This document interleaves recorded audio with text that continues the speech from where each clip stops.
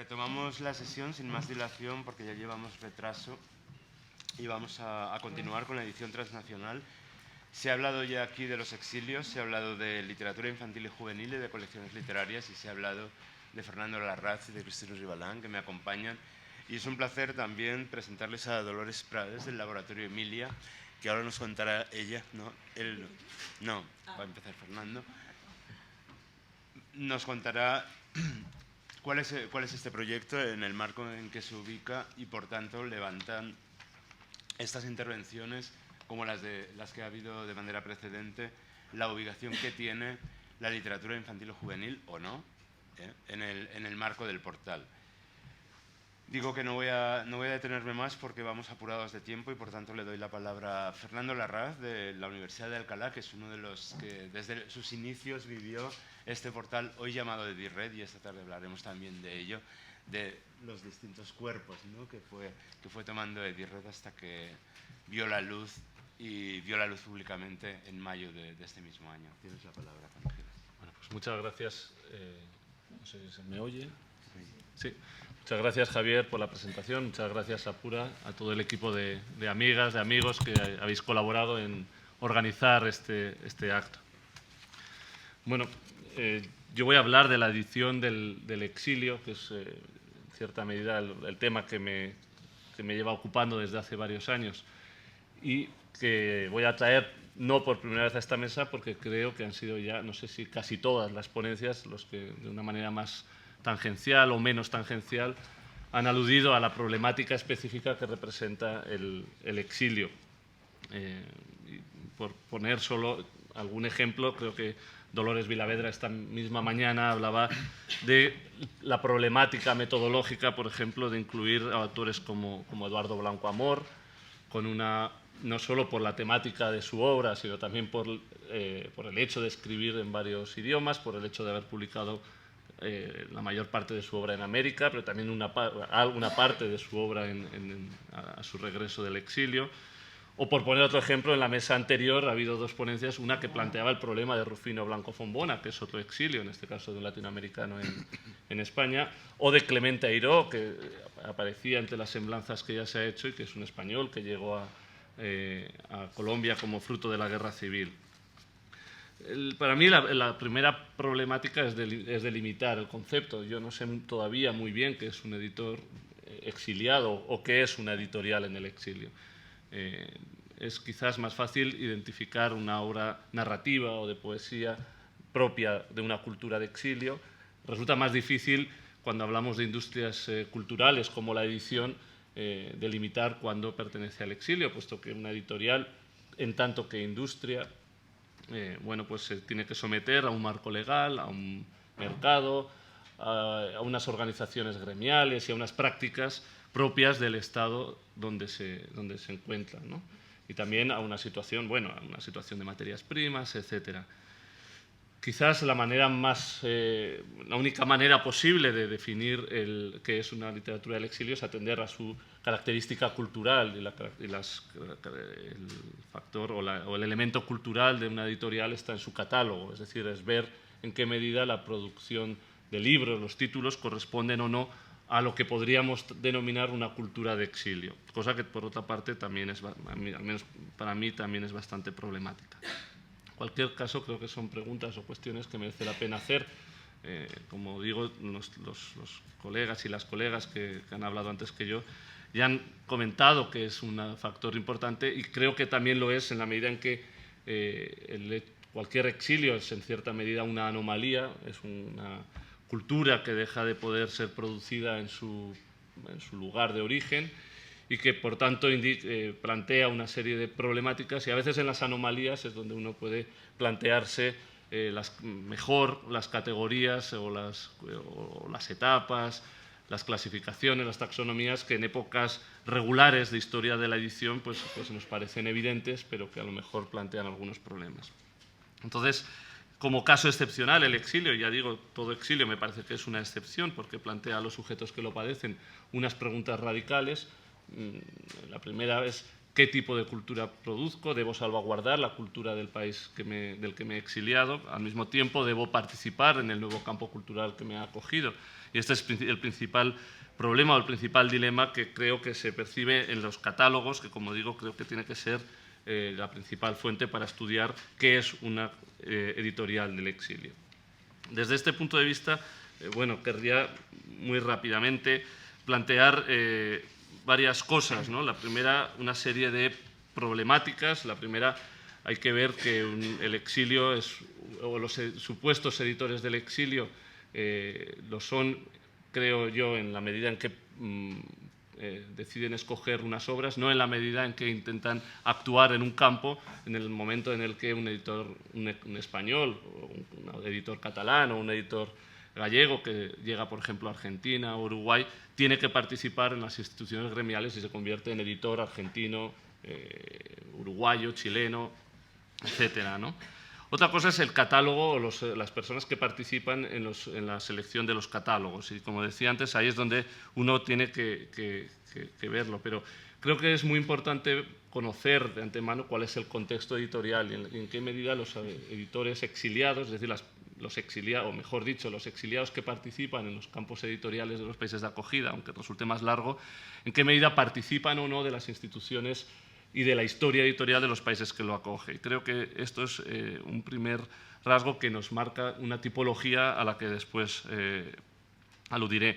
En segundo lugar, porque también esto, varía según los países de acogida. No es lo mismo exiliarse a un país, y yo hablo ya del caso concreto del exilio de 1939, que es el que conozco, del exilio español republicano del año 39, no es lo mismo exiliarse a un país con una industria que estaba preparada para, en fin, absolutamente preparada para convertirse en la primera potencia editorial en español, como era Argentina, que un exiliado que llega a países en los cuales la industria editorial se encuentra en estados muy diversos.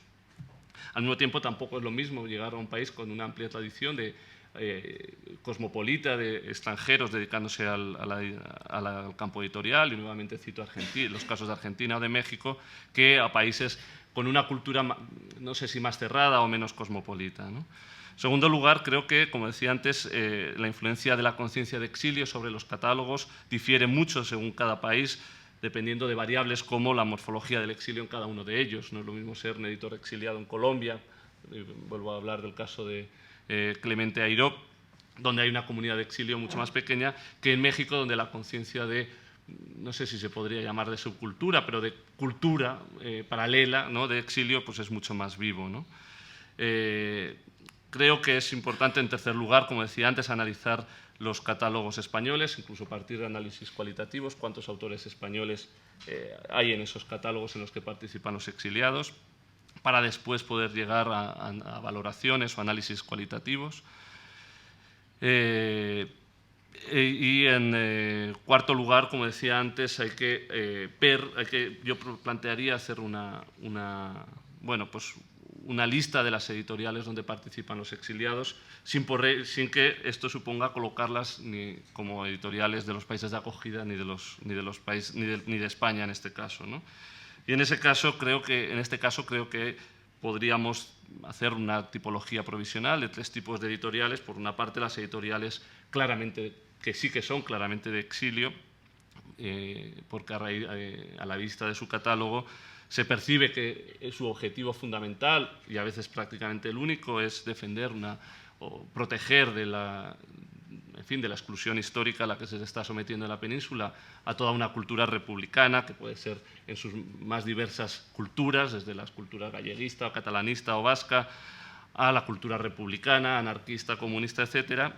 Son editoriales, pues en el caso del exilio español, pues las que editan en catalán, la vasca Equin, la propia editorial Séneca, Rodo Ibérico, son editoriales cuya función claramente, cuyo objetivo es repatriar esa cultura en cuanto las condiciones fueran posibles. Por otra parte, yo hablaría de editoriales dirigidas por republicanos y en su mayoría también propiedad de estos exiliados republicanos, donde hay una convivencia y son quizás las editoriales más interesantes, porque en sus catálogos se ve una cultura verdaderamente transatlántica y de intercambios profundos, donde hay tanto autores de los países de acogida, como de autores republicanos o de autores que pertenecen a la mitología republicana. Y los casos, pues en el caso de Latinoamérica, pues Losada, MC, o Alfa, o Sudamericana, Joaquín Mortiz, Finisterre, Era, etc. Y por último hablaría de editoriales que son editoriales claramente nacionales de estos países, donde los exiliados en distintas funciones pues, colaboran en labores comerciales, de corrección, recopiladores, etc., ¿no? Y quizás el Fondo de Cultura Económica o Atlántida pues, son casos de este tipo, ¿no? En cualquier caso, con todo ello, y voy terminando ya, quiero llamar la atención, por último, sobre las dificultades de estudiar las editoriales del exilio, porque es un tipo de estudio transversal que nos hablan de realidades, por supuesto, transatlánticas, translingüísticas en muchos casos, que por lo tanto funcionan como agentes que perturban esta conciencia a veces excesivamente nacional de la edición y que, en fin, que participan de distintos campos. Yo creo que de la misma manera que la literatura del exilio es una categoría independiente y que cuestiona los nacionalismos literarios, creo que ya digo, no me gusta hablar de la edición del exilio, pero la participación de los exiliados en proyectos editoriales fuera de España, me parece que también plantea dudas y plantea problemas y retos metodológicos que son muy interesantes y que por sí mismos merecen estudiarse quizás en ocasiones como caso aparte. Muchas gracias.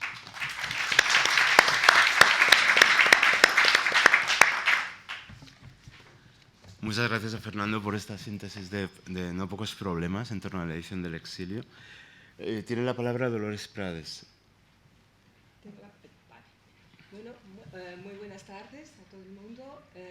Antes de todo me gustaría rápidamente agradecer a Pura, no solo a Pura, como a la Comisión Brasileña, a la organización del evento, y para mí es un honor estar aquí participando de esta investigación y de este proyecto.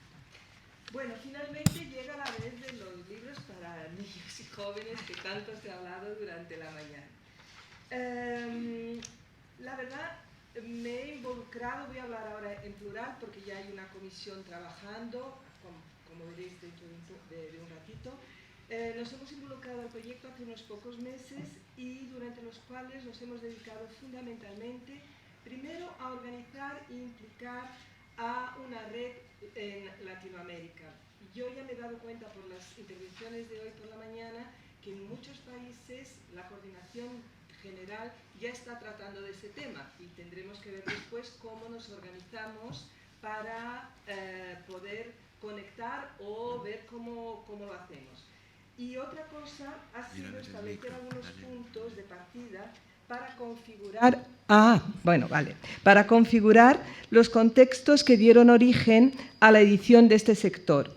Un esbozo general de un histórico que a lo mejor os parece un poco raro, pero existen varios puntos en común en el origen de la literatura infantil y juvenil en la mayoría de los países de Latinoamérica. Entonces, intentaré durante la presentación compartir con vosotros un panorama de este itinerario, siguiendo también parte del guión propuesto por la coordinación. La primera cuestión es un breve esbozo de la especificidad de la edición de libros para niños y jóvenes en Iberoamérica. Y ahí me gustaría decir rápidamente algunos marcos de relieve que me parecen importantes. Se ha dicho aquí en la mesa anterior algunas cuestiones que marcan profundamente la edición de la LIG en Latinoamérica. Aquí yo coloco Iberoamérica, pero creo que podemos entender Latinoamérica de una forma más precisa.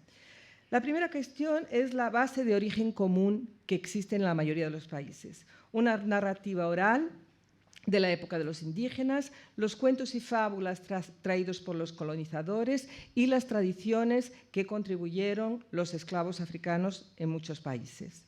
Por otro lado, tenemos también las condiciones históricas del desarrollo de la LIG contemporánea, que coinciden con los procesos de independencia, con el fin de las dictaduras y los procesos de guerras civiles y la conquista de la estabilización política en muchos de nuestros países. Por otro lado, tenemos la presencia de los grandes grupos editoriales extranjeros versus a la afirmación de la identidad nacional, que en este caso se da por el surgimiento de pequeñas editoriales independientes. Bueno, puesto eso, nos tenemos delante una serie de desafíos y dilemas en el desarrollo de la edición de la LIG en toda América Latina. Primero de ellos, sobreponerse a los límites de la democracia iberoamericana. No voy a poder leerlo todo, pero en fin, está ahí, solo para que, si podéis, los vais viendo. Otra cuestión, enfrentar la deformación del mercado, que en muchísimos países tiene un foco exclusivo desde su origen en las escuelas, y las dificultades de desvincular la creación literaria de la LIG de su origen pedagógico. Otro aspecto, crecer a pesar de los altos precios de los libros, como el coste de papel y fabricación, y los tirajes bajos en relación al tamaño de nuestros países. Superar las dificultades de difusión y comercialización. Imagináis, por ejemplo, Brasil, lo que significa una distribución en un país como ese, donde casi hasta hoy no hay librerías. Y así, bueno, Colombia, y el ejemplo que siempre nos dice una de las grandes editoras de literatura infantil y juvenil de Latinoamérica, colombiana, María Osorio, que dice: es más fácil importar un libro de Barcelona que traerlo de Chile. O sea, esas son dificultades que marcan la edición en América Latina. Ganar prestigio para superar las dificultades y el enfrentamiento de los prejuicios para la afirmación y reconocimiento de la importancia de la LIG como género. O sea, eso es muy reciente en América Latina. O sea, en la academia hace muy poco tiempo que se reconoce la LIG como un género que hay que mirar.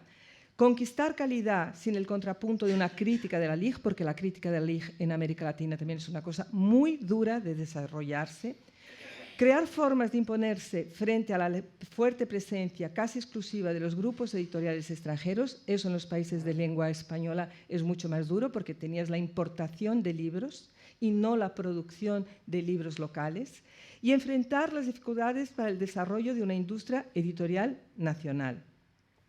Bueno, puesto eso, que creo que es un panorama que nos da un cuadro general a todos, tenemos aquí, entrando en los estados de la cuestión de trabajo, algunos elementos constitutivos de la edición de la LIG en Iberoamérica, en la América Latina, con los principales protagonistas, bueno, de Perú, México, Chile, Argentina, Cuba, Brasil, Bolivia, Colombia, Venezuela, que son aquellos marcos que efectivamente son los padres de la literatura infantil y de la edición, en muchos casos, en América Latina. Bueno, algunos factores importantes que tenemos que considerar para pensar el desarrollo del sector. El aparecimiento de las revistas especializadas, o sea, el origen de una crítica. Eso es una de las cuestiones que tenemos que ver cómo podemos trabajar eso en el contexto de todo el sitio de Edired. Pero es una cuestión fundamental. Otra, el apoyo gubernamental, o sea, que siempre ha sido decisivo en México, en Brasil, en Argentina, para el desarrollo de la edición de la literatura infantil y juvenil. Otro aspecto importantísimo, las secciones nacionales del IBI en muchos países han sido los responsables por dar una visibilidad a toda la producción de Latinoamérica fuera, y el reconocimiento progresivo de la crítica especializada en las universidades. Bueno, tenemos ya un panorama preliminar de lo que serían los orígenes de una edición de literatura infantil en Latinoamérica. Están aquí, no está completo, pero ya existe, digamos, que una selección más o menos con algunos nombres y protagonistas. El boom de la edición de LIG en Iberoamérica se da a partir de 1970 en prácticamente todos los países. ¿Cuáles son las razones para la afirmación de ese boom? Primero, el fomento de las políticas públicas de promoción de lectura. creo que fuiste tú, Ana, que dijo, o sea, nosotros no podemos separar, y mucho menos en literatura infantil y juvenil, la cuestión de la lectura, de la promoción de la edición y de la promoción de la literatura infantil en ningún país de Latinoamérica. O sea, eso está absolutamente, digamos, sellado. Otra vez, una inversión cada vez más significativa de incentivo y de promoción de una lectura de calidad para niños y jóvenes, con la promoción de premios para autores, ilustradores, etc. Eso en los países ha sido muy desarrollado. Por otro lado, tenemos, en términos de reconocimiento internacional de la LIG latinoamericana, los premios internacionales, desde los Andersen hasta los premios de LIG, de más nacionales, que se dieron a varios autores de nuestro continente. Entonces, eso fue una cosa que, digamos, puso la literatura infantil y juvenil de América Latina con una visibilidad muy grande desde la década de 70-80.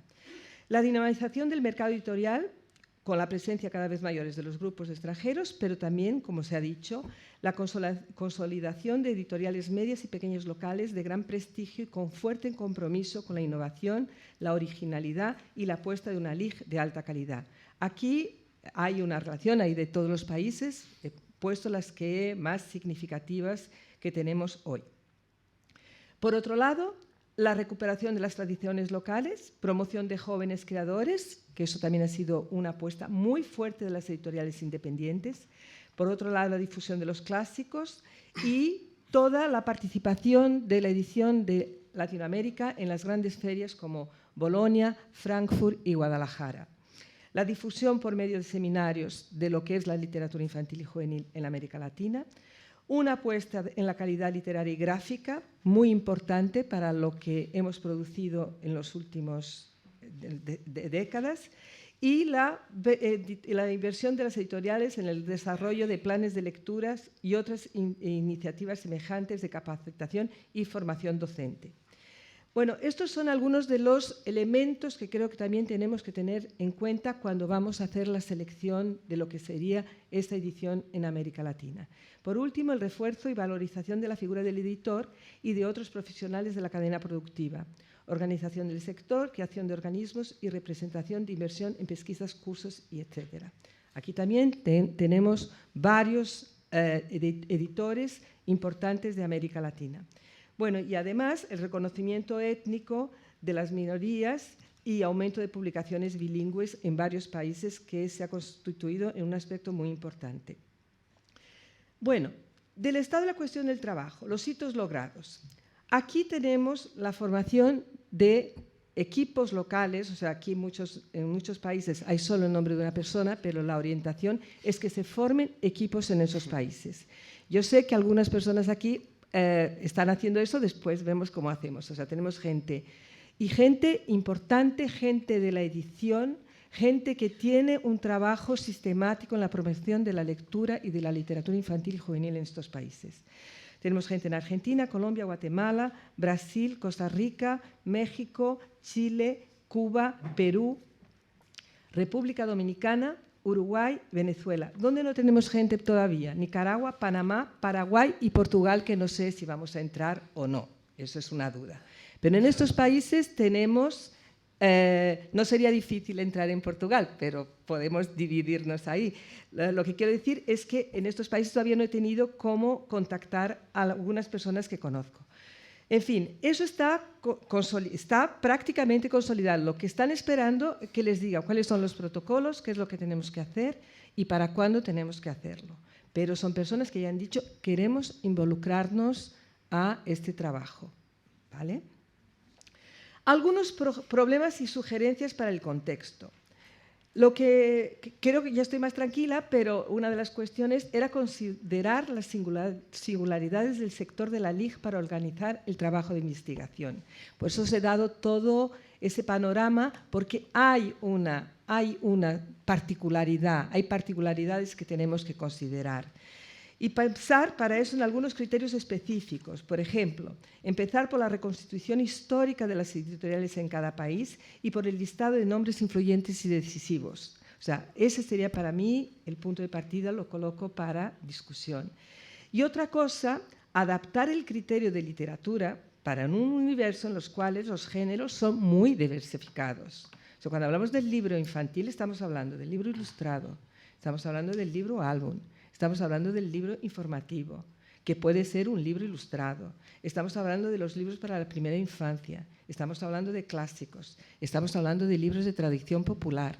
Entonces, todo esto, aunque podamos discutirlo, o sea, yo tengo mis dudas sobre eso, pero eso entra en lo que se llama el paraguas de la literatura infantil. Entonces, estas cuestiones o las trabajamos como son o qué vamos a hacer. O sea, esa es una de las cuestiones para mí fundamentales.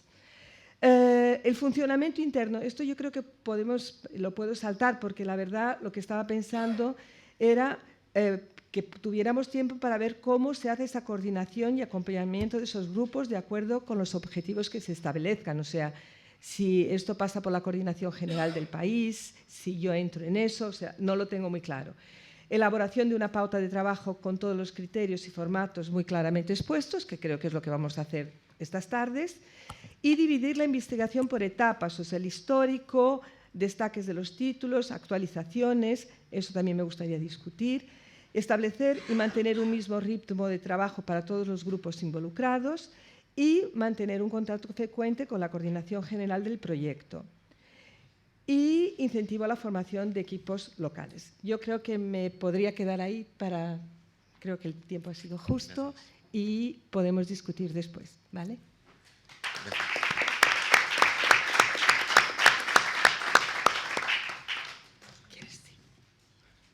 Muchas gracias, Dolores. Vamos a pasar a hablar de colecciones literarias con Christine Rivalan. Entonces, eso, como si... espérate.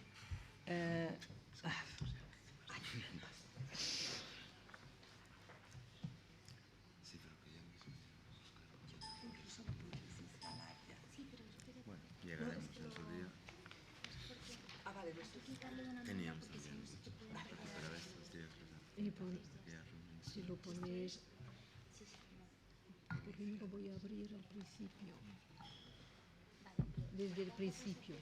Sí, eso. Y luego es aquí, ¿no? Con intro, ¿no? Para pasar. Eso. Ah, sí. Vale. Y entonces aquí. Sí. Perfecto.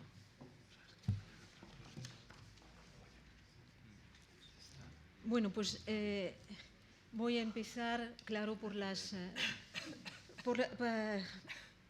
los agradecimientos a Pura, a su equipo, a la organización de esta reunión, y me parece que ese tipo de encuentro es lo ideal para informarnos de muchísimas cosas en un tiempo muy reducido. O sea que muchas gracias por organizarlo. Yo voy a presentar el trabajo de un grupo que trabaja sobre las colecciones, la colección editorial, y eso lo hace en una perspectiva comparativa, incluyendo Europa y las Américas, entre el siglo XVIII y el siglo XXI. Entonces, claro, se trata para nosotros de ver qué parte de nuestra reflexión podemos aportar al portal, porque evidentemente hay cosas que no tienen totalmente que ver con el portal. Trabajamos en las huellas del libro que para nosotros ha sido el punto de partida, el libro sobre la colección de Isabel Olivero, que permite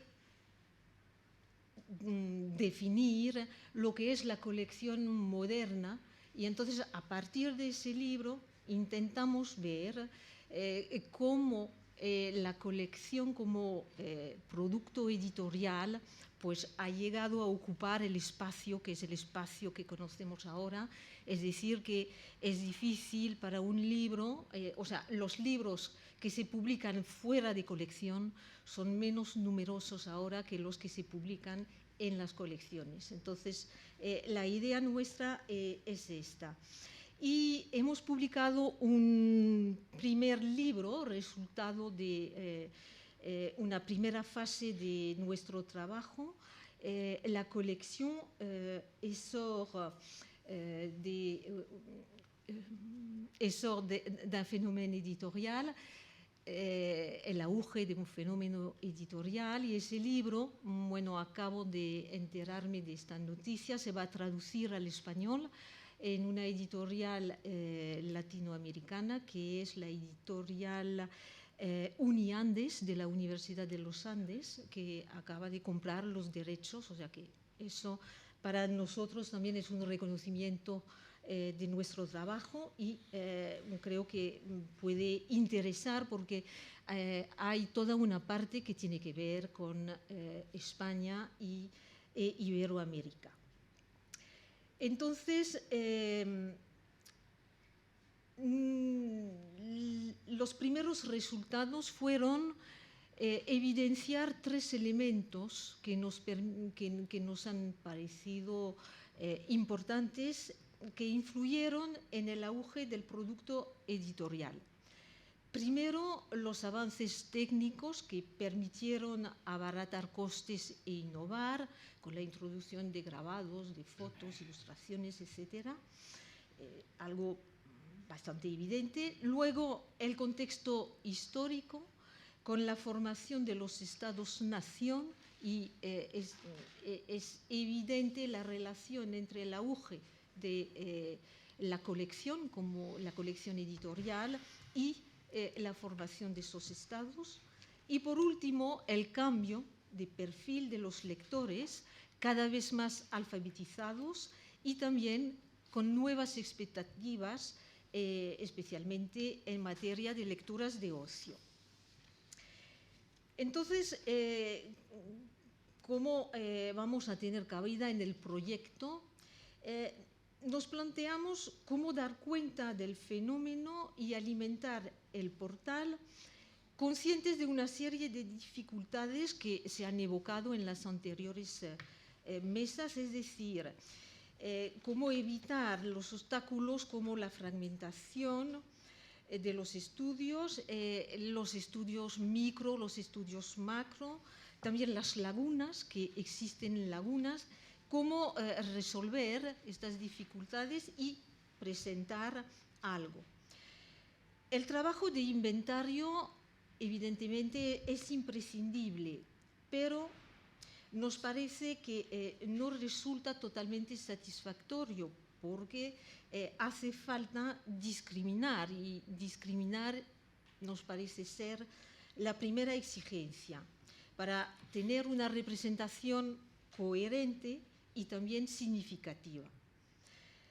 Por lo cual determinamos una serie de criterios de selección, y el más importante, o el principal, fue seleccionar aquellas colecciones que marcan un hito en la historia de las colecciones. Son las que introducen un nuevo proyecto original que se va copiando rápidamente o que se convierte en proyecto modélico para otros países o otros contextos. Es decir, que es observar este fenómeno de transferencia y también de multiplicación. Yo tengo una palabra en francés que es essaimage, y no sé exactamente cómo traducirla, pero bueno. Este eje, entonces, de la diseminación de los modelos y del estudio de estos procesos de transferencias es algo que nos ocupa bastante en relación especialmente con Iberoamérica. Y aquí despunta la actividad de los editores europeos, franceses, españoles, alemanes. Estoy pensando en Rosa y Bourré, Garnier, Salvat, Brockhaus, etc. Y entonces, para estudiar, podemos contar con la ayuda de una serie de grupos que voy a citar. El grupo de Margarita Pierini en Argentina, en Quilmes. También el grupo de Laura Suárez en el Instituto Mora de México, Y también pudimos contar con la ayuda de Carlos Osandón, de la Universidad de Chile. Y claro que para trabajar con ellos ha sido importante la ayuda del Instituto de América de Rennes, que mediante la Cátedra de las Américas nos permitió invitar a Carlos Osandón y a Laura Suárez para trabajar con nosotros. Entonces, y claro que otra ayuda también es la ayuda que nos brinda la Universidad de Rennes II con los puestos de postdoctorandos, que permite también establecer relaciones y contactos con otros centros de investigación. Entonces, tengo ahora voy a presentar una serie de ejemplos de lo que son, bueno, nuestros resultados. Es evidentemente un documento de trabajo, algo que se está mejorando y construyendo, pero creo que eso permite ver cómo intentamos llevar al portal los resultados de esta red editorial que están tejiendo las colecciones. También permite ver cómo se puede dar acceso a una serie de informaciones imprescindibles en el estudio de las colecciones, como todo lo relativo a editores, autores, traductores, ilustradores, que fueron y son los agentes del producto editorial, pero eso evitando el escollo de la acumulación de información e intentando sugerir una manera de entender este fenómeno de la colección editorial. Y eso es lo que hemos hecho. Entonces, vamos a ver. Primero, intentamos proponer una cronología significativa en relación con una posible historia de la edición, es decir, una reconstitución histórica, pero claro, una cronología significativa. Entonces, un ejemplo, a propósito del siglo XIX, intentamos definir a partir de los antecedentes este afán por las colecciones, a partir de dos ejemplos. Un ejemplo que tiene que ver con la colección de los mejores autores españoles. El editor es Baudry, en Francia. Luego, la Biblioteca de Autores Españoles de Rivadeneyra, la ficha no está completa. Y la colección de autores españoles editada por Bracós. Entonces son tres iniciativas que, claro, permiten evidenciar cómo circulan los modelos y cómo cada editor convierte este modelo en algo original. Lo mismo con la Biblioteca de Maravillas. Biblioteca de Maravillas, pues, que derivan de la Bibliothèque des Merveilles de Édouard Charton. Y hemos empezado los árboles genealógicos que nos permiten representar el fenómeno editorial. Entonces, a partir de la Bibliothèque des Merveilles de Charton, se ve cómo hay dos bibliotecas de maravillas o de las maravillas que corresponden a las traducciones autorizadas. Y luego, en la parte inferior, tienen otros ejemplos de biblioteca de maravillas, incluso con libros sueltos publicados en Barcelona, pero que tienen que ver con ese modelo y que traducen, pues, la diseminación de ese modelo. Entonces, son las fichas. Y entonces, un ejemplo de las fichas. Entonces seguimos con esta cronología que estamos intentando definir para las colecciones, y a principios del siglo XX pues la puesta en marcha de una fórmula editorial que va a culminar a finales del siglo XX y que conocemos ahora, ¿no? Con dos ideas: primero, impulsar una literatura nacional, y luego conservar un patrimonio nacional y o universal, que son las dos ideas que nos han parecido definir esos proyectos. Entonces ya tienen ejemplos de estas fichas. Son fichas también que no son fichas definitivas, porque nos estamos planteando también la cuestión de la localización de las colecciones, porque en algunos casos son colecciones que no se encuentran fácilmente, entonces es una información que puede ser útil. Otro ejemplo de la circulación de los modelos a partir de dos cubiertas: la Biblioteca Sopena de 1917, que copia el modelo de la Nelson española de 1912. Entonces, visualmente también se puede representar esta circulación de los modelos. Entonces, ficha de la Biblioteca Sopena. Se ha hablado también del tema de la prensa, y en nuestro caso nos ha parecido difícil evitar las colecciones, y además con un problema, problema no, pero una observación: es que en España las colecciones de gran divulgación las desarrollaron los principales grupos de prensa, cuando en Francia son las editoriales que desarrollan esta gran divulgación, y entonces es difícil separar la edición, o sea, las editoriales de libros y la edición mediante la prensa. Igualmente, este árbol genealógico que nos permite evidenciar el papel del cuento semanal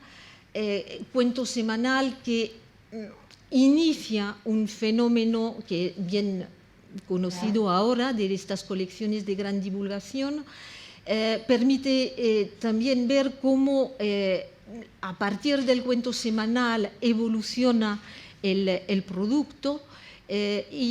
Claro que el cuento semanal, su importancia no es tanto pero no solamente la forma editorial, sino también lo que permite, es decir, la difusión de una literatura nacional a un público español que estaba pendiente de esta literatura nacional, igual que los otros países europeos, porque yo he trabajado un poco el tema, y en Francia pasa lo mismo, en Italia pasa lo mismo, es decir, que eso también históricamente corresponde a un momento importante.